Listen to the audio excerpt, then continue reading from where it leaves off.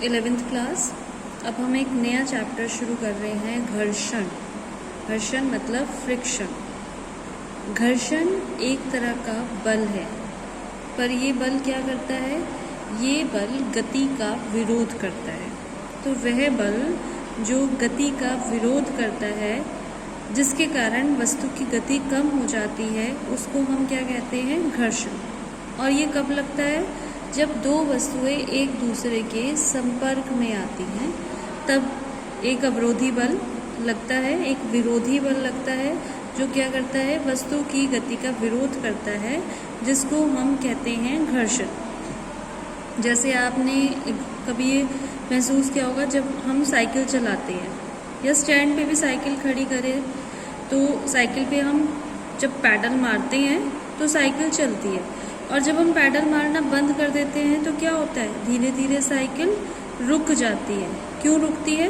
क्योंकि उस पर साइकिल के जो टायर होते हैं, उन पर एक घर्षण बल, एक अवरोधी बल कार्य करने लग जाता है, जो जिसकी दिशा जो होती है वो किधर होती है?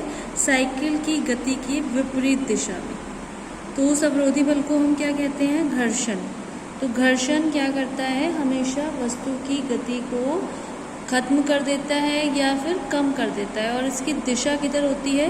जिधर वस्तु मूव करती है। सपोज वस्तु इस डायरेक्शन में मूव कर रही है, तो जो घर्षण लगेगा वो किधर लगेगा? उसके ऑपोजिट डायरेक्शन में। ठीक है, तो घर्षण हमेशा वस्तु की गति की विपरीत दिशा में कार्य करता है। अब ये घर्षण जो है वो क्यों होता है? घर्षण का कारण क्या है? तो घर्षण का जो कारण है वो मुख्य रूप से घर्षण के दो कारण हैं, आपकी बुक में दिए हुए हैं। सबसे पहला जो प्रथम कारण है वो है सतह की अनियमितता। सतह मतलब जब हम एक चीज़ पर दूसरी चीज़ को रख देते हैं। सपोज ये बुक है, जैसे बुक को अगर हम टेबल पर रख दें, तो सतह की अनियमितता का मतलब एक सतह तो वो हो गई टेबल की सतह, क्योंकि टेबल पर रखा गया है वस्तु को, और दूसरी सतह किसकी सतह होगी? बुक की सतह। ठीक है, तो जो ये सतह होती हैं, सरफेस होते हैं जो किसी भी वस्तु के, वो हमेशा या तो पूरी तरीके से चिकने नहीं होते, पूरे प्लेन नहीं होते, या पूरे खुरदरे नहीं होते। ये किस तरीके से होते हैं? इनमें कई तरीके के, मतलब बीच बीच में खुरदरापन होता है। जैसे ये डायग्राम में दिखाया हुआ है ना, ये सब आप मान लीजिए कि ये टेबल की सतह है।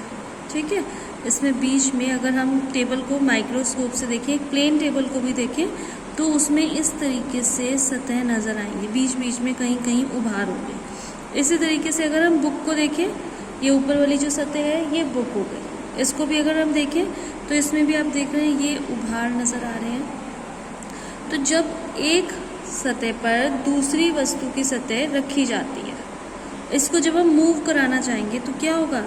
ये जो है इनके बीच में जो सतह हैं, इनके बीच में क्या होगा? इंटरलॉकिंग हो जाएगी। ये एक दूसरे में अंदर एक दूसरे के गुंथ जाएंगे, जिसके कारण क्या होगा? वस्तु की गति का विरोध होगा, और ये विरोध ही क्या कहलाता है? घर्षण बल। आप इस तरीके से समझ सकते हैं। आप मेरे फिंगर्स देख रहे हैं, ये आप मान लीजिए कि एक सतह और ये दूसरी सतह। तो जब चलते हैं तो ये दोनों सतह एक दूसरे में क्या हुई? इंटरलॉक हो गई। तो हमें क्या करना पड़ेगा? बहुत बल लगाना पड़ेगा। इसीलिए जब किसी वस्तु की गति को शुरू कराया जाता है, शुरू कराते हुए, स्टार्ट कराते हुए बहुत ज़्यादा बल लगाया जाता है। वो क्यों लगाया जाता है? क्योंकि एक वस्तु की सतह दूसरी वस्तु की सतह में इंटरलॉक हो जाती है। जो बच्चे साइकिल भी चलाते होंगे उन्हें भी पता होगा कि जब साइकिल चलानी होती है, स्टार्ट करनी होती है, तो उस टाइम हमें बहुत ज़्यादा बल की आवश्यकता होती है। एक बार चलने लग जाए फिर तो स्मूथली चलती है, पर स्टार्ट करते हुए हमें ज़्यादा बल की आवश्यकता होती है, क्योंकि एक सतह का दूसरी सतह के अंदर इंटरलॉक हो जाता है। ठीक है, तो विरोधी बल क्या, जिसके कारण ये इंटरलॉक के कारण क्या होता है? गति का विरोध होता है, और इस विरोधी बल को क्या कहा जाता है? घर्षण बल। एक तो ये रीज़न है, और दूसरा रीज़न है आणविक सिद्धांत। अब आपको पता है कि हर एक पदार्थ जो है वो अणुओं से मिलकर बनता है, तो ये जो अणु होते हैं इनके बीच में आकर्षण बल कार्य करता है। आकर्षण बल, अब जब हमें एक वस्तु को दूसरी वस्तु पर गति करानी है तो हमें क्या करना पड़ेगा? हमें इस आकर्षण बल के विरुद्ध कुछ कार्य करना पड़ेगा। हमें एक अलग से बल लगाना पड़ेगा। तो वो अलग से जो आणविक आकर्षण बल है वो क्या है, वो घर्षण बल ही है। ठीक है। अब नेक्स्ट टॉपिक है घर्षण के प्रकार। तो घर्षण को दो प्रकार में बांटा गया। एक तो आंतरिक घर्षण, जो आपको इस चैप्टर में नहीं पढ़ना, फिर भी मैं आपको एक्सप्लेन कर देती हूँ। ये आप आगे के चैप्टर्स में पढ़ेंगे। आंतरिक घर्षण, जब कोई द्रव्य प्रवाहित होता है तो उसकी विभिन्न सतहों के बीच में आपेक्षिक गति होती है। इस स्थिति में उत्पन्न घर्षण को आंतरिक घर्षण कहते हैं और इस आंतरिक घर्षण को श्यानता भी कहते हैं। जैसे कि अगर एक पतीले में हम मिलाई रख दें या दूध रख दें, उसको हम बिलोए, मधनी से बिलोए, तो क्या होता है कि पहले तो वो मूव करता है और हम बिलोना छोड़ दें, थोड़ी देर बाद जो उसकी लेयर्स होती हैं, पानी की या दूध की या लस्सी, कोई भी चीज़ जो लेयर्स होती हैं वो मूव करना बंद कर देती है। क्यों? क्योंकि उनके बीच में क्या उत्पन्न हो जाता है, उन लेयर्स के बीच में क्या उत्पन्न हो जाता है, घर्षण। इसको क्या बोलते हैं, आंतरिक घर्षण। किसी भी पदार्थ की लेयर्स के बीच में उनकी गति होती है और गति में जो घर्षण होता है उसको क्या कहते हैं, आंतरिक घर्षण। इसको श्यानता भी कहा जाता है। ये आप सेकंड बुक में पढ़ेंगे। ठीक है। मेन आपको क्या पढ़ना है, बाह्य घर्षण। अब बाह्य घर्षण क्या होता है, जब दो वस्तुएं एक दूसरे के संपर्क में होती हैं, जैसे मैंने अभी आपको बताया कि टेबल पर बुक रखी हुई है, तो गतिमान होने का प्रयास करती हैं या उनके बीच में अपेक्षित गति होती है, तो इस स्थिति में उत्पन्न बाह्य घर्षण कहलाता है। और बाह्य घर्षण को स्पर्श घर्षण भी कहते हैं। ये घर्षण कब उत्पन्न होता है, जब दो वस्तुएं एक दूसरे के संपर्क में होती हैं, या आप कह सकते हैं कि दो वस्तुएं एक दूसरे को स्पर्श करती हैं। जैसे टेबल पर बुक रखी हो या फिर पृथ्वी पर साइकिल चलती हो, तो वो भी क्या है कि साइकिल पृथ्वी यानी कि धरातल से, सतह से टच कर रही है, तो उस टाइम कौन सा घर्षण होगा, स्पर्श घर्षण। ठीक है। अब ये इम्पॉर्टेंट है, बाह्य घर्षण के प्रकार। सबसे पहला जो घर्षण है वो है स्थैतिक घर्षण। अब स्थैतिक घर्षण क्या होता है, जब दो वस्तुएं एक दूसरे के संपर्क में विराम अवस्था में होती हैं तो उनके बीच आपेक्षिक गति होने से पूर्व जो घर्षण कार्य करता है वह स्थैतिक घर्षण कहलाता है। गति होने से पूर्व जो घर्षण कार्य करता है उसे हम क्या कहते हैं, जब मतलब वस्तु विराम अवस्था में है, गति होने से पहले जो घर्षण है वो होता है स्थैतिक घर्षण, स्टैटिक फ्रिक्शन। ये आप डायग्राम देख सकते हैं। डायग्राम में ये एक सतह क्षैतिज तल है AB और इस पर एक ये वस्तु रखी हुई है। ठीक है। ये वस्तु विराम अवस्था में है। अब आपको पता है, जैसे आप लोग पृथ्वी पर खड़े होते हैं तो जो हमारा भार होता है वो नीचे की तरफ होता है, तो ये WmG जो है ये है भार नीचे की तरफ। और न्यूटन का जो तृतीय नियम है वो क्या कहता है, हर क्रिया की एक प्रतिक्रिया होती है। हर क्रिया की एक प्रतिक्रिया होती है। तो जैसे भार हमारा नीचे की तरफ है तो एक प्रतिक्रिया बल ऊपर की तरफ है। ये mg हमारा भार, इस वस्तु का भार, और r प्रतिक्रिया बल। अब ये वस्तु जो है किस अवस्था में है, ये विराम अवस्था में है। तो विराम अवस्था में जब है, माना हमने इस पर इस डायरेक्शन में एक बल लगाया, P बल, तो जैसे जैसे हम बल इस डायरेक्शन में लगाएंगे वैसे वैसे ही एक घर्षण बल दूसरी डायरेक्शन में लग जाएगा। ये आप देखिए यहाँ पर Fs क्या है, ये घर्षण बल, और यहाँ है P है ये बल। इधर बल लगाया और इधर घर्षण बल कार्य करेगा। तो जब ये इधर अगर हम इतना बल लगाएं कि उतना ही घर्षण बल लग जाए तो ये वस्तु किस अवस्था में होगी, संतुलन की अवस्था में। मतलब जैसे जैसे P बढ़ा वैसे वैसे Fs भी बढ़ता गया। तो पिंड कौन सी अवस्था में रहा, या वस्तु कौन सी अवस्था में रही, संतुलन की अवस्था में। तो इस बल को, ये जो Fs बल है, ये बल कौन सा बल कहलाएगा, स्थैतिक घर्षण बल कहलाएगा। ठीक है। अब इसके बाद नेक्स्ट टॉपिक है सीमांत घर्षण। स्थैतिक घर्षण तो वो होता है कि वस्तु की गति होने से पहले जो घर्षण बल कार्य करता है, जब वस्तु विराम अवस्था में है। सीमांत घर्षण जो है वो क्या है? स्थैतिक घर्षण बल का वह अधिकतम मान जब पिंड ठीक गति प्रारंभ करने वाला ही होता है, उसको हम क्या कहते हैं? सीमांत घर्षण बल। वहाँ पर तो वस्तु विराम अवस्था में है, और सीमांत घर्षण में क्या होता है कि वस्तु की गति प्रारंभ होने ही वाली होती है, उसको हम क्या बोलते हैं? सीमांत घर्षण। या इसको हम कह सकते हैं एफएस मैक्सिमम भी कह सकते हैं, कि स्थैतिक घर्षण बल बढ़ता रहे बढ़ता रहे बढ़ता रहे और अपने मैक्सिमम मान तक पहुंच जाए, तो उसको हम क्या कहते हैं? सीमांत घर्षण। तो इसका डायग्राम आप देखिए, इसका डायग्राम भी सेम ही है। ये वस्तु का भार नीचे की तरफ mg, प्रतिक्रिया बल यहाँ हमने ले ली m, ठीक है, ये m। अब इस f के मान, वहाँ पर हमने बल जो था वो p लिया था, यहाँ पर हम वस्तु पर बल ले रहे हैं f। अब जैसे जैसे हम f के मान को बढ़ाएंगे वैसे वैसे विपरीत दिशा में जो घर्षण बल भी है वो क्या होगा? वो बढ़ता रहेगा। दोनों चीज़ें इक्वली बढ़ेंगी तो वस्तु कौन सी अवस्था में रहेगी? वस्तु संतुलन की अवस्था में रहेगी।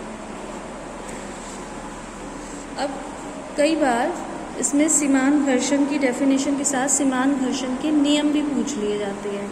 तो इसका पहला नियम है कि सीमांत घर्षण बल संपर्क तलों की प्रकृति, जिसके संपर्क में आ रही है, जो वस्तु जिसके संपर्क में आ रही है, चाहे वो खुरदरी हो चाहे वो चिकनी हो, तो प्रकृति पर निर्भर करता है, तल के क्षेत्रफल पर निर्भर नहीं करता। इस चीज़ पे डिपेंड नहीं करता कि जिसके संपर्क में आ रही है वो बहुत बड़ी वस्तु है या छोटी वस्तु है, उसकी प्रकृति पर निर्भर करता है कि वो वस्तु खुरदरी है या चिकनी है। ये पहला नियम। दूसरा नियम, सीमांत घर्षण एक स्पर्श रेखीय बल है। यह संपर्क तल के समांतर होता है तथा इसकी दिशा आरोपित बाह्य बल के विपरीत होती है। तो जैसा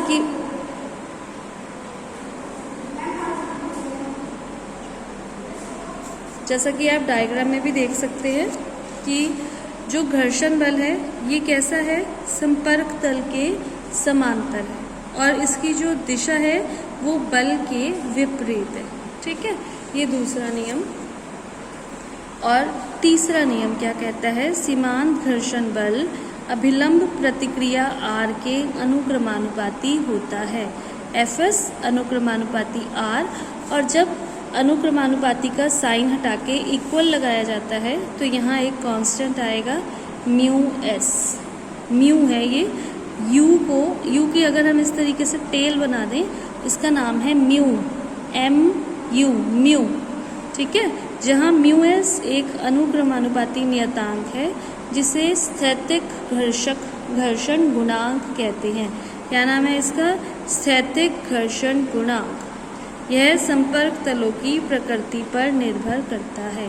तो ये तीन नियम है सीमांत घर्षण के, कि सीमांत घर्षण बल प्रकृति पर निर्भर करता है, संपर्क तलों की, क्षेत्रफल पर निर्भर नहीं करता। ये एक स्पर्श रेखीय बल है जो संपर्क तल के समांतर होता है और इसकी दिशा आरोपित बाह्य बल के विपरीत होती है। और तीसरा जो मोस्ट इम्पॉर्टेंट है कि सीमांत घर्षण बल अभिलंब प्रतिक्रिया R के अनुक्रमानुपाती होता है। अब मैंने आपको घर्षण के दो प्रकार पढ़ाए, एक स्थैतिज एक सीमांत।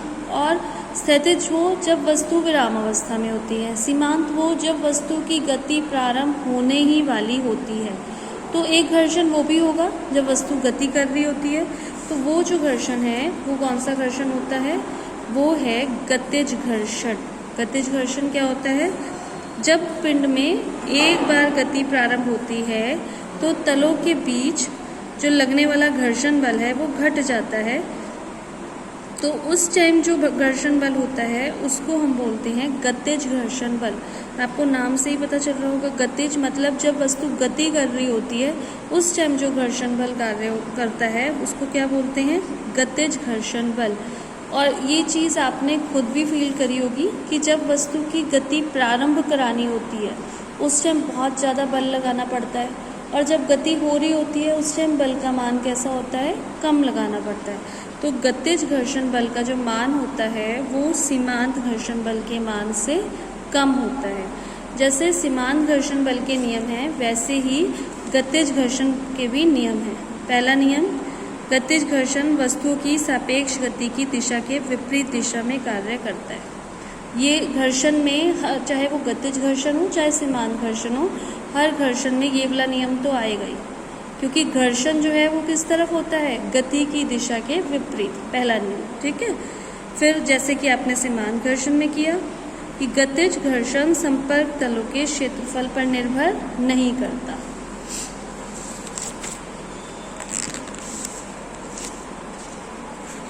और लास्ट मोस्ट इम्पॉर्टेंट, जैसे उसमें आपने किया कि उसमें आपने किया था सीमांत घर्षण अभिलंब प्रतिक्रिया R के अनुक्रमानुपाती होता है। क्योंकि यहाँ हम गतिज घर्षण पढ़ रहे हैं, गतिज को काइनेटिक बोलते हैं, तो इसलिए F के गतिज घर्षण बल का मान अभिलंब प्रतिक्रिया के अनुक्रमानुपाती होता है। F के अनुक्रमानुपाती R, तो यहाँ पर भी अनुक्रमानुपाती का साइन हटा के इक्वल लगाएंगे म्यू के। जैसे वहाँ पर म्यू S था, यहाँ म्यू K, उसका नाम स्थितिज घर्षण गुणांक था, इसका नाम गतिज घर्षण गुणांक। और गतिज घर्षण गुणांक यानी कि म्यू K का मान हमेशा स्थितिज घर्षण गुणांक म्यू S से कम होता है। क्योंकि मैं फिर से एक बार बोल दूं, जब गति आरंभ करानी होती है उस टाइम ज़्यादा बल लगाना होता है, और जब वस्तु गति आरंभ कर लेती है तो बल का मान कम हो जाता है।